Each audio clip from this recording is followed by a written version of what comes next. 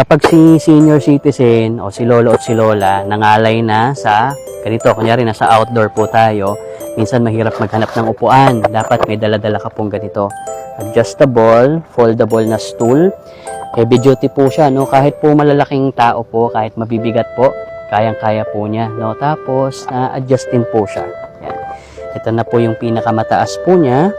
Ngayon, kung gusto nyo pong babaan para gawing bangki-bangkito, yan, hilahin nyo lang po dito. Yan, hilahin nyo lang po siya magkabila. Tapos, i-twist-twist nyo lang po siya na ganyan. Hanapin nyo lang po yung taas na gusto po ninyo. And then, ilock nyo po.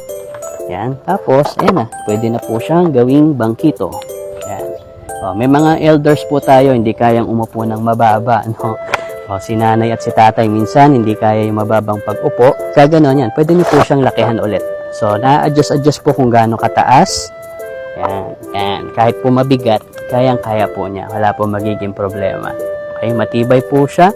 Foldable, adjustable. Marami pa po tayong colors na available dyan sa yellow basket. Pag hindi nyo na kailangan, yan, ganyan na lang po siya, sabit, and alis na, babay na. So, lalagay ko na po tong link na to dyan sa may yellow basket natin para makapag-check out na rin kayo nitong ating foldable, adjustable stool na to.